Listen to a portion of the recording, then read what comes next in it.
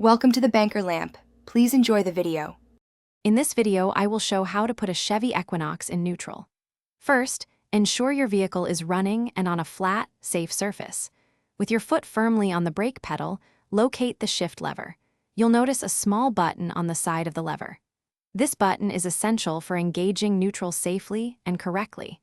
It's important to keep your foot on the brake throughout this entire process for your safety and the vehicle's stability. With your foot still on the brake, press and hold the button located on the side of the shift lever. While holding this button, gently move the shift lever from its current position, likely park, down into the neutral position.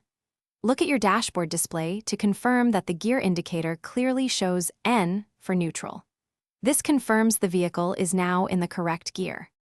It's crucial to remember a few things when in neutral. Never turn off your engine while the vehicle is in this gear, as you will lose power steering and braking assistance. Neutral is best used for short distances, such as when going through an automatic car wash or for specific towing situations.